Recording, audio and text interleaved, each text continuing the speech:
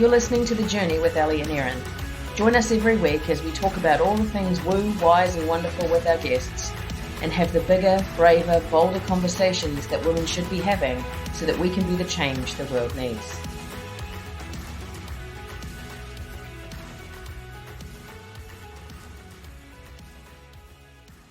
We're back with another guest for you this week, and I'm really excited for this conversation. Ellie messaged me when our guest today booked her call to come and speak to us, and she was like, "Oh, this one's going to be really good." And I was like, reading the bio, I'm like, really good. So I'm not going to bore you with my thoughts on it. I'm going to introduce her, and then we're going to have this conversation because I feel like it's going to be epic. So our guest today is Maria Roney. I'm hoping I've said that right. She is a feminine healer and intuitive guide who takes women on journeys to experience true self-love and acceptance, free from past pain, trauma, and conditioning, to embody the divine feminine power within, to heal once and for all. Through a supportive and practical approach, Maria helps clear deep layers of emotional blockages that are the cause of many problems in our lives. She lovingly walks alongside you to develop new healthy habits and ways of being so that you can have fulfillment, peace, abundance, and the bliss that you deserve. In 2020, Maria escaped a 20-year abusive relationship that ended in horror. Traumatized and with her life shattered, she recognized it as a rebirth and consciously set out on a very painful and very beautiful healing path. Maria went from daily panic attacks, substance abuse, and coping with triggers, flashbacks, and complicated grief to living a sacred life of practices and ways of being that honor her body, mind, and soul. Maria recreated a life she is in love with and now experiences levels of peace, love, joy, and freedom she never knew possible, all from the willingness to do the deep work. Maria offers individual healing sessions where she uses a blend of coaching, aura reading, intuitive guidance, and energy healing. She leads a monthly women's circle called the Reawakening Circle with Maria and is available for writing and speaking opportunities. She also offers a free Goddess Isis activation for abundance, healing, and happiness. The first key is channeled directly from the Goddess Isis, and we will have links for that in the show notes. Welcome, Maria. That is a phenomenal bio, not going to lie. Very excited to talk to you, and just to, I guess, it's clear and evident from your own energy, but also from your bio, that you have really reached a space of healed peace and comfort with who you are, but I know that journey has not been pretty, and I'd love to hear a little bit more about how that kind of happened for you, that you went from a space that was clearly very traumatic to a space where I look at you now and I'm like, man, she chill. Like you. Thank you, Ellie, so much for having me here. And look, it's been quite the ride so far. And when you say that, I've come to this place of, being healed, the way I look at it is like I'm healed and I'm still healing. So there's once the awakening process starts, it never ends, as I'm sure you'll really resonate with. So look, as you mentioned, the year was 2020, and I'd been on the growth path and the spiritual awakening path for quite a few years, and my self-love had really grown to a place where I recognized that I was caught in a cycle of abuse. And what I didn't recognize then that I recognize now, that I'd spent 20 years in a coercive, controlling relationship, which is an insidious, horrific way to live that, strips you from every part of self-confidence and self-worth over that time. So there was a day in December of 2020 that I I made the decision to leave. I had I had surrendered so hard to the universe. Like, I remember standing out on my back deck and, like, just being like, "I can handle anything," which is true. I can handle anything, like, I'm ready. I can do this. And I'd, on a human level, I'd worked out, like, how I might work out my finances and where I might live. And I set out to have this conversation with my husband, and I told him that I wanted to separate. And it was the bravest thing I ever did, and probably the bravest thing I'll ever do. And what I want you to know, that, like, even with the horror that unfolded over the next 3 days, like, I chose me that day, and I would never ever go back and change my mind. Um, and look, the one of the things that had really held me hostage over that 20 years was his threats of suicide. And I was so terrified that that would happen. And it did. My worst nightmare came true, and he killed himself. And the day he died was also the day that I died. Like, I consider that, you know, the beginning of my rebirth, a rebirth that is never, like, hasn't ended. It's been 2 years. And, like, I've done such deep work through that time. I went from a place of, like, yeah, this complex, complicated grief of not even realizing that it was coercive control, of, like, not even being able to bear the, like, to be me, to be, the dark emotions that came through once a numbing period have ended. And I numb myself. I was, completely traumatized, what they, call PTSD, all the behaviors like drinking, drugs, excessive shopping, sex, like, on and on, like, on and on and on. And I realized at some point that I just couldn't go on like that.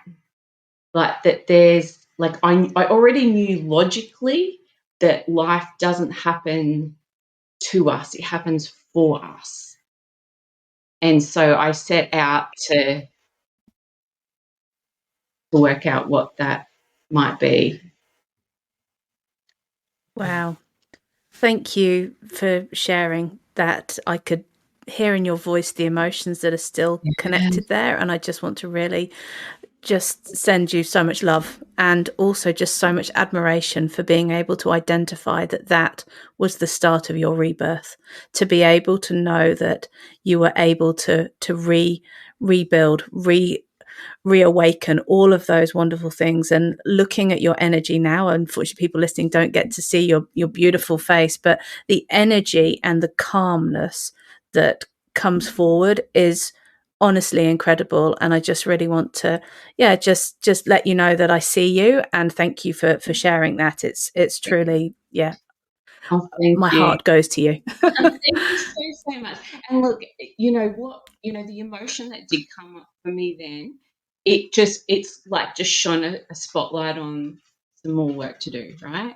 Yeah. Like, and I think that's the whole thing about this journey is, yes, I've got to this place of being, like, healed, but also I'm still healing, like, Yeah.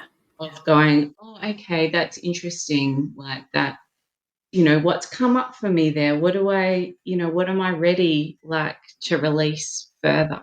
Yeah, and I love that you talk about that curiosity and being able to just be interested. And certainly from my own journey, that willingness to explore, that is interesting. Why did I feel like that? That is so much of the key of being okay to do the work, isn't it? Being Yeah, able to just be yeah, okay with what's there and what comes forward, and then not judging what comes forward. Because I don't know about you, but I'm pretty good at judging. Judging. And I think that's like, if there's anything that I want your listeners to take away today, it's that gentleness when you're on the awakening journey, on the healing journey, whatever you want to call it, because I was so hard on myself to start off with. Like, I went back to work and I did CrossFit training at the time, which I love, but he's so hard on the body. 6 weeks after he died, and I was still numb at that point.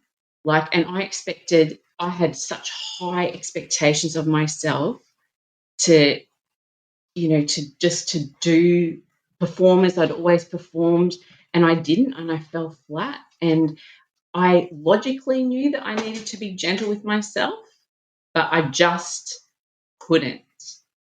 But once I like lent into, for me, I feel like it's been a process of surrendering and more surrendering and trust and surrender and over again, and choosing over and over and over again to come back to, what's in this for me? Like, what is the gold in these horrid emotions? Yeah. And I love that you said that. And you kind of actually preempted the question I was going to ask you. So nice. But it was actually going to be, how do you take that logical thought? Because, I've worked with a lot of clients, Aaron does, and I'm sure you do, where they logically know that they need to make a change. They need to change their relationship with alcohol, or they need to change their relationship with substances, or they need to change their relationship with food. So they know that they need to, but they can't do it, or they're struggling to actually take the action. How did you navigate your way through that in those early stages when it is just, you need to make change, but where to start? Yeah. I feel like it's a combination of, like, allowing it, like, just being accepting with love your own behaviors and your own. I mean, I honestly, I drank every day for 8 months straight, and I dabbled with a variety of drugs and anything I could to escape, right? And, like, the how is, like, I did some really practical things, like really practical things. Like, um, I started talking to a trauma therapist, and I learned about somatic work. And, I remember this one day I was beside myself, and I can't tell you, like, and you probably know from your own experiences, like, the emotions that are so dark that I never knew they existed. And all I wanted to do was numb them and numb them and numb them. And then, but to make that shift, like, I had to be really honest with myself. And it takes strength, and it takes self-forgiveness to really go, like, this is, from a place of, look, this is what I'm doing to myself now. But do I want to continue this path? Like, I could have chosen to keep drinking, right? To keep, like, numbing my emotions, but the, the trust wasn't immediate, but the trust just to take, like, the baby steps to go, I won't drink today, or I won't drink at 3 o'clock, I'll drink at 4 o'clock. Like, I feel like it's like the small baby steps to, and to be led. Like, so I feel like I was led to somatic work. I've done, a major shift for me was, I reached out to an energy coach, and I had, like, a really intense 2-hour session with her, and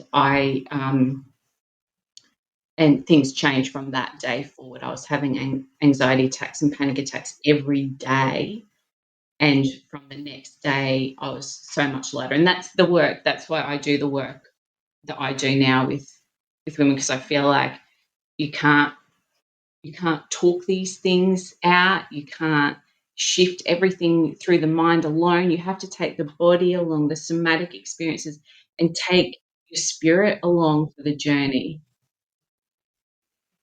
Yeah, I love that. Where I felt like I, you're going to say something. yeah, I have a question that's been burning since you first started talking, actually. Yes.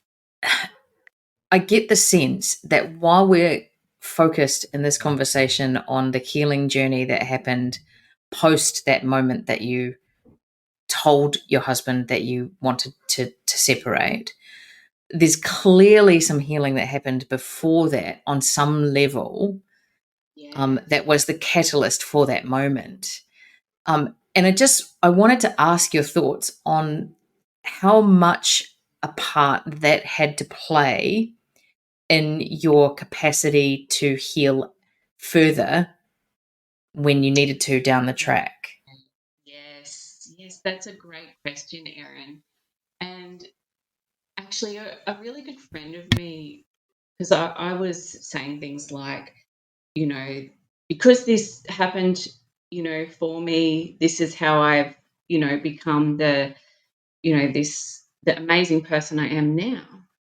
But this person reflected back to me and said, actually, it's the person, who I am that, that made me choose to grow from this experience. So I feel that, like, yeah, there are, so, okay, where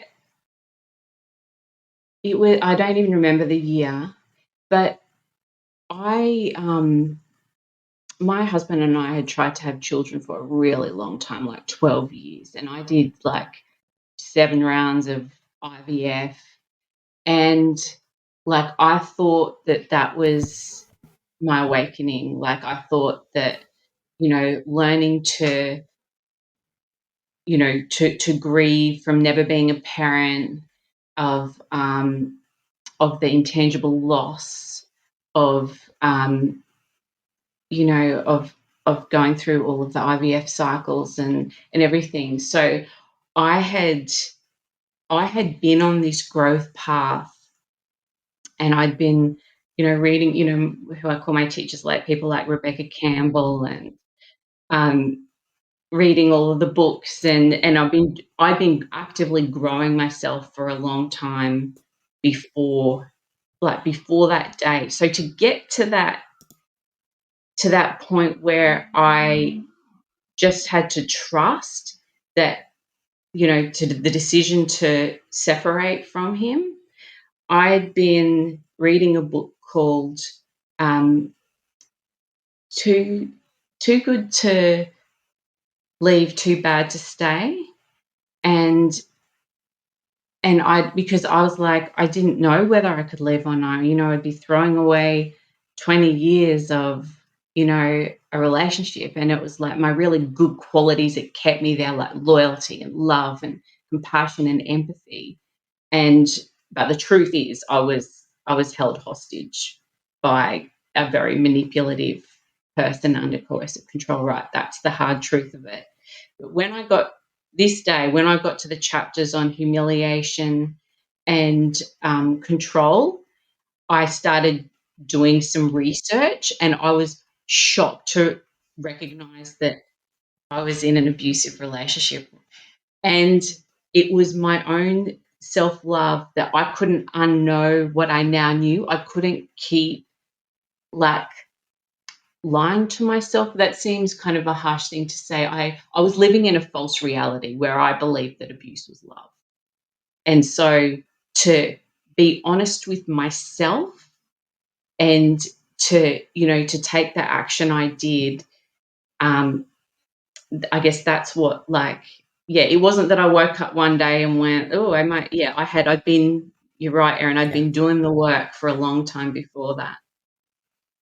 Yeah, it's like that. I get the sense that there's like this inner knowing that you are worthy of love for love's sake, rather than love for control or any of that sort of thing. And it's almost like it just cracked open, and then once it's Yeah. cracked open, like you can't put it back in, right? Like No, it's You cannot Yeah. put it So back in. thank you for sharing that, because I think that's an important part of, like understanding, like there is a real journey that happens, and it doesn't always start with what everybody sees on the outside. And No. I think, like, when we're talking about yours, like there's this really obvious catalyst moment where you're Yeah. like, actually, I'm changing my life, but actually you had done that internally sometime before that. And Yes. yeah, so I really like, I love that you can illustrate that so clearly for Yeah. us, but also for the people listening. Yeah. So thank Thank you, you. Karen. And also, you don't need the big, like, I had this massive challenge, right? Like, and I had to keep choosing myself. But, we all have some level of trauma. Like, all have some level of, hardship or challenge, in our lives. And it's, if we can take, what, like, you can take what I've learned from the big thing and apply it to, using the gentleness, using that self acceptance, like trusting, surrendering to what is, and recognizing that, like, when we look at that, the really big picture, that we are hurtling through space on this blue planet. And it's amazing that we can even, like, stand up straight, and we expect life to be smooth. It's when we can, for me, when I can really lean into the acceptance of this healing journey, of the awakening journey, that's when I can have the peace. Mm. And I it's love not, I love what you say there. It's so interesting, isn't it, that that word of trauma, it can be such a trigger for so many people, because for many of us, we put it down to, the big experiences, that unless we've experienced something like you have, then actually we don't, what's our excuse for making the change, or for being in the situation we're in. And yet what you say there about everybody experiencing trauma, whether it's as simple as, and I use simple in the, in the most complicated way, whether it's the simple thing of just not being, given the necessarily emotional support you need as a child, to yeah, dealing with, major trauma of abuse, suicide, death, all of those things. Actually, none of that, it all impacts us. And learning to be okay with the fact that we've been through trauma, certainly for me, was one of the biggest learnings, was actually being mhm, okay with it. Acceptance, that word that you keep coming back to. And again, it's something that stands very firmly in the work that I do on myself and with clients. Accepting that we are where we are, that the experiences that we've had have brought us to this place, yeah, and being gentle and kind about it is the only way you can move through it. Because it's, if you don't allow yourself to move through it, then you will literally be stuck in that pain. And what you talk about is a beautiful way that you've been able to do that. And we talk about the messiness, and we were talking briefly before we started recording about the messiness of healing. How is mm, that, what has been your experience of that? I mean, we've talked a little bit about some of the things that you went through, but how did you deal with the fact that it wasn't just right, I've decided I'm going to get myself better, I'm going to pull up my bootstraps, and we're going to get on with this? How did you, get yeah. that support, and just get yourself through that? Because you really have, you're an incredible person with what you're Thank sharing. you. Thank you. And look, one of the biggest things that I still to this day come back to over and over again is that, like, that being gentle and the accepting, where I am. And because I sorry, I lost my train of thought there for a moment. That's okay. I was talking about the messiness of the The of the mess, journey. yeah, it's messy right now. So I one of the things that I really found hard to accept was the messiness to start off with. Like, fought I fought off the dark emotions. And I tried to numb them, obviously, with the alcohol and so forth. And it wasn't until, like, I sat with myself and, really felt the emotions, felt the messiness of them, I was pushing away the dark when I needed to accept the dark. And that's the messiness. When I surrendered to that dark, and literally this one day I was sitting out on my back deck and I just felt these dark, deep emotions. And for the first time, I held myself. I held myself like a, excuse me, I held myself like a baby, like a toddler who just needed some love and care. And I realized that I was the only person who could, take me out of, that dark emotion, and only through my acceptance of it. And I looked at my own bullshit patterns, and I say that with love. I looked at my own codependent patterns, what kept me in that relationship for so long. And I looked at, my own anxious attachment style. And it was hard to look in the mirror like that and go, okay, these are the humanly reasons, in this messy healing. And at the time I felt like I'd come up a hill, and then I took a deeper look and I felt like I came back down again. And then to go to deeper levels of surrender and trust. And I know I even I know that they're words that just get said, like this surrender and trust. But when you can really allow yourself to go there and feel the things that you need to feel, you can move through them. And so I get to places where I feel like I'm healed. I feel like, oh, life is amazing. I'm in love with my life. When I wrote the bio, I'm in love with my life. It's amazing. And it is. And then something else happens. So I had the second anniversary of his death in December, and I'd grown and I knew enough to know that not to preempt anything, just to accept, just to go with whatever comes up. And because what many people experience who have, been diagnosed with what they call PTSD is this anniversary, symptom of the body remembering, it might be the temperature in the air, or the flowers on the trees, or whatever it is that the body remembers. And in the messiness of my journey, I tried to reject that for a long time as well. And coming into the second anniversary period, I set an intention, a really strong intention, just to not preempt how it might feel and to go with it. And it was pretty messy. It's been a pretty messy, probably 6 weeks. Feel like I'm just coming out of a kind of a dark space now.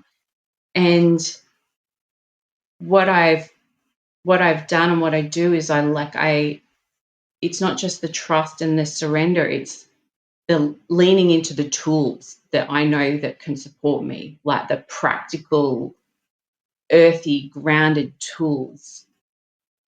And I'm happy to go into those if you would like me to as well. Yeah.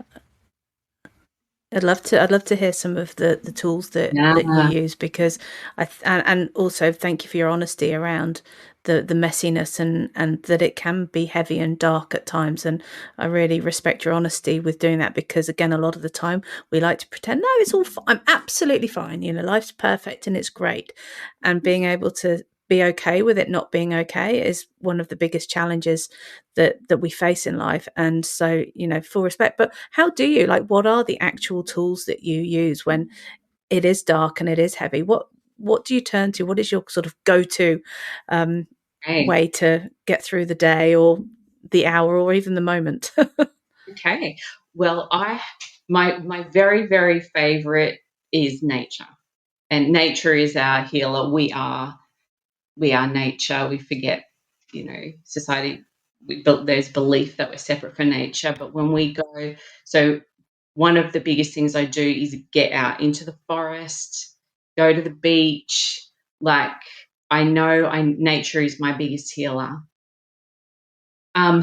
Breath work, like, changed my life. The power of, like, conscious breathing. Have you guys experienced breath work? Yeah, I've done some breathwork training. It's Yeah. incredible. It is incredible. It is incredible. So I do. It amazes me how breathing, something we do all the time to stay alive, and yet until you experience what breath work is and actually being able to, what you can do with it, Mm, it blew my mind when I learned about it. It was just my like, mind. It actually did. yeah, I was really boring for a while about it. And that's the whole I'm saying thing, that. right? Like, get out of our heads. Like, come into the body. That's where the magic is. Like, and I use EFT tapping. That's also a favorite tool. And, like, because what I really want to embody is, like, living this sacred life of respecting my body, mind, and soul. So I have practices that I do every single day. Like, I wake up, I call in my guides, I ask my body, mind, and soul what they each need for the day, and I set an intention to call in my higher self and follow the instructions, my higher self, with love and with service. And I go outside, and I have a little energy practice of receiving the blessings for the day with my arms raised, and I have a cacao ceremony, and have gratitude. So, and this sounds like quite a lot, but this works for me. It reminds me that I am like a soul having a human experience. It reminds me that, like, when I'm having the really, dark emotions, that it's it's not a nightmare. It's a choice I've made. Like, and I have a really deep understanding about why this has happened for me, because I'm here to serve other people. Like, I can't, without having experienced all of what I've experienced, I can hold space for the darkest of the dark now. I couldn't have done that before. So I know that I'm here to help, like both of you, to raise the consciousness, to help people awaken, and to support people on their awakening journey. And that's I've had the most amazing mentors. I wouldn't be where I am now without the support of healers and coaches and mentors. and I'm going to make you jump in and talk about energy, because I love that you've talked about energy work, and energy is Erin's bag. She's chief energy person in our in the business.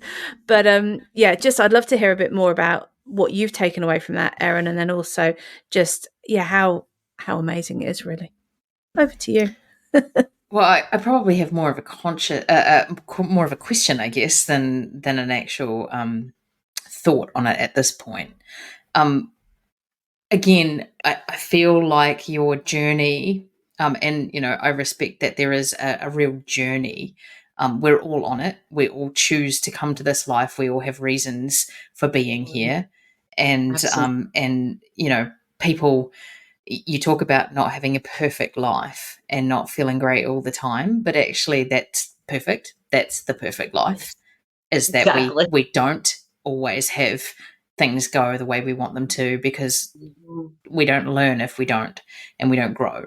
And I know you talk a lot about your connectedness to the divine feminine through your Mm. healing journey, and I guess I wonder, like, what your relationship to that was earlier in your life. So perhaps, earlier, like when you were a younger woman, when you were going through, some of that really hard, intangible loss and grief stuff that you referenced earlier. But also like how conscious you were of your energy at that time and of the energy that you carried, because I get the very real sense that while it would be easy to say I have PTSD because, my husband um, took his own life, in actual fact, there's layers upon layers of trauma that have contributed in their own way to Mhm. that situation for you. How do you, like, what relationship did you have to that divine feminine and the energy, like your consciousness around that earlier? Well, when I was a child, I used to be able to see people's auras, and I shut that down. It wasn't accepted in society or my family. I have I have done, like I mentioned before, that deep work of looking at my childhood, looking at the family dynamics and looking at where my anxious, attachment style came from, where the codependency behaviors came from. So I guess in terms of energy, I was like after it in my grief, recognizing this that I wasn't in my own divine feminine power.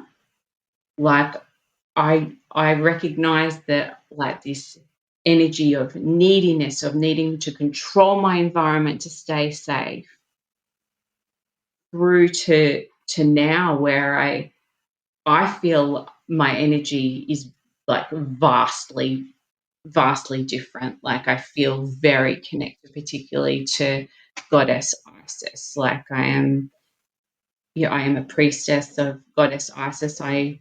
Um, I can have very clear communication with her now, and I know that I've been, the work I'm here to do with her to bring her messages through to be in service of humanity and Mother Earth.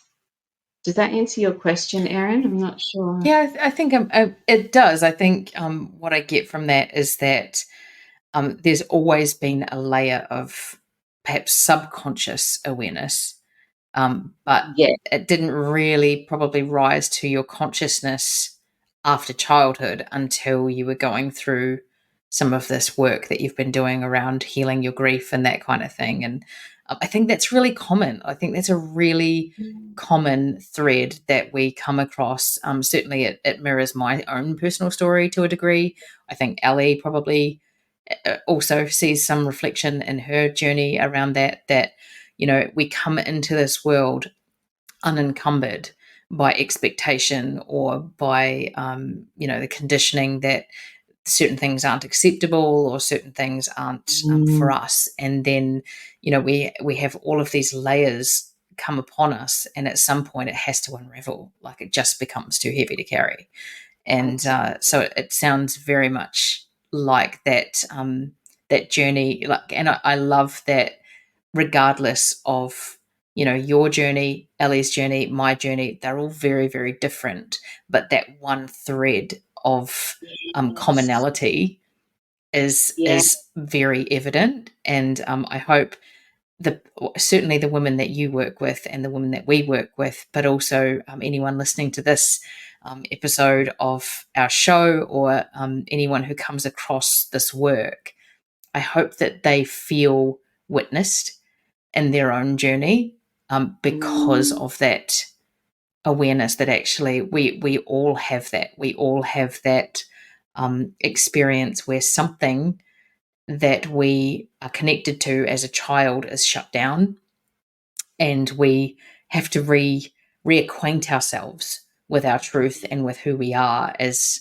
as essentially middle-aged women, mm, and that can be a really uncomfortable and messy and traumatic process, but that the beauty on the other side of it is worth going through that. It is so worth it, Erin. It is. Yeah. I couldn't have even imagined that levels of this much joy and peace and freedom were possible. Yeah. Like even way before I even met him, right? Like, Yeah. and you're right. I love that you brought that, to our awareness, is that the clues are always there. It's, like listening to them, listening to our bodies and what our bodies are telling us. Yeah, we're so disconnected, aren't we? Sorry, I'm still coping with the fact that we've just been called middle age. I feel old enough to be middle aged. It's like, what? And then did the maths, and I was like, oh man, I think we are. No, I think. Sorry. Go. No. I was just going to say. I think for me, middle aged is when we start to actually connect with our wisdom. Like that, for me, that's the kind of the point. Yeah, I nice way guess to get in out our of it now, life. mate. and for some people, that will actually be like 30. Right? Because I think it's a point on our journey that is referenced by middle age. It's not an age-related human construct. I love that, Erin. It's so true, because we can have so much judgment about, when we awaken, and it can happen at any time in this human life. And for some people, it'll never happen. Yeah, right? So it's like, I'm so grateful to be on this journey, like so grateful. Yeah, 100%. Ellie, you look so, I don't want to say pensive, just so deep in thought. Yeah. And like almost, if I could describe you, you look like you've been blown back by stuff. Like you're just kind of taking it all in. Yeah, I think you're absolutely right. There's a lot to take in with what you've been sharing, Maria. I really do honor your story, because what you've learnt and what you're putting into practice on a daily basis is truly incredible, and you are leading the way. You're doing the doing, like you're doing what you need to do, and that in itself, because sometimes it's hard.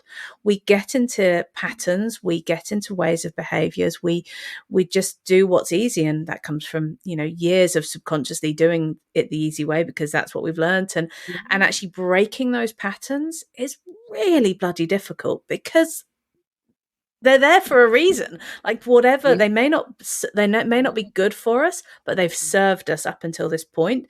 So it's a complete like relearning and rewiring of the brain. So it's just, so much respect for the work you're doing. It's as someone, we're all doing our work, we're all on this journey, but God, it's difficult, isn't it? It is. Oh my gosh, it is. It would just be so easy to go through this life just continuing to numb and not looking at the patterns and not breaking them.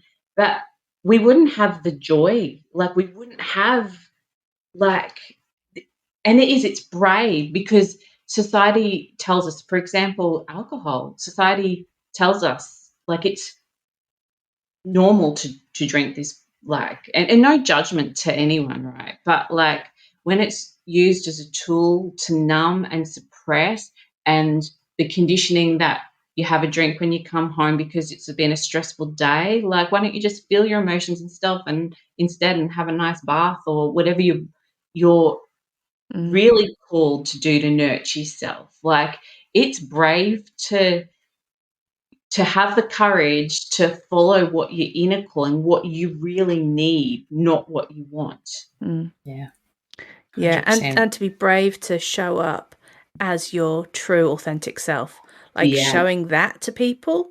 Yes. That's the scary bit, because then we have to deal with the fact that actually not everyone's going to like us or agree with what we say, or and that's deeply uncomfortable as well. So anything that to be able to be the person in this space that you are when you're on your own, when you're with your loved ones when you, whatever, I think is such an amazing gift you can give yourself, but also other people around you, because if they can see you doing it, it allows them to do the same. And if we could all be coming from that authentic space of love, Yes. whew, the world would Yes. wouldn't be in quite such a shit show as we have been, would we? Yeah. Ellie, I heard you say in another podcast talking about your authentic self, and when you realized that you were the same, whether you were at work or at home with your kids, with your husband, and I just honor you for that. Oh, thank you. Man, it's taken some time to get here. Well, thank you, Maria, for coming and being so open and not just, it's beyond honesty, I think. Like I think what I've witnessed in this conversation is just your incredible sense of loyalty and acceptance for who you are, and for where you're at. And I hear the struggle that you've been in over the past 6 weeks, 2 months, and like to be able to still show up and share from a place of, I think it's really heart-centered service that you are putting out into the world. And I want to honor you for that, because it's a beautiful thing when we can transcend our own journey for the purpose of humanity and for sharing with humanity a different way. And so thank you for coming along and doing that and allowing us to be part of that experience and that journey. And is there anything that you want to sort of wrap things up with, or anything that you want to share that we haven't covered before we ask you some random questions to lighten the mood? Just thank you. That means so much to me, Erin. And thank you so much, Elliot, for having me here. I feel like if there's one thing that people can take away, it's about when you're on the journey to choose, you just got to choose it over and over and over again. And, to have that real gentleness, like to self. Like, how can I be more gentle to myself every day? Yeah, beautiful. Yeah. All right. Well, as you may know, we every episode ask random questions at the end of the conversation. And so I'm just going to dive straight in, because why not? So the first question is, what book do you wish you had written? Oh, I wish I had written Rise, Sister Rise by Rebecca Campbell. Good nice. call. Great Good call. book. Great book. We did a book club on that once, didn't we? And it was, it's a really great book. If anybody hasn't read it, go out and get it. You won't regret it.